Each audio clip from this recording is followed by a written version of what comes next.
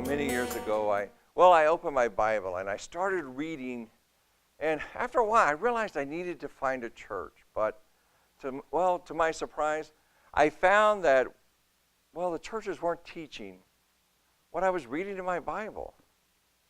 Some even told me that it was okay because the Holy Scriptures had inspired them and gave them the information. I was even told that it's okay because truth is relative to the person, and your truth may not be my truth.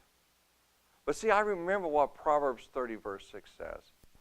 Do not add to his word, lest he rebuke you, and you be found a liar.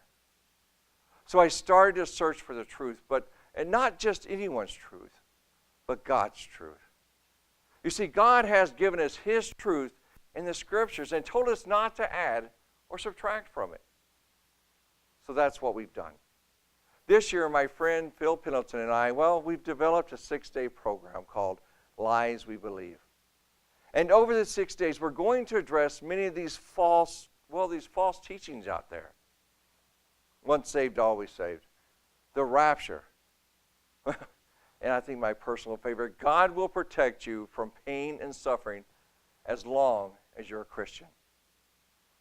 Well, I hope you join us for our program this year.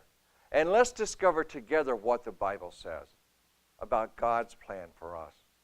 Because it's only when we know the truth can we truly be set free. God bless and have a wonderful day.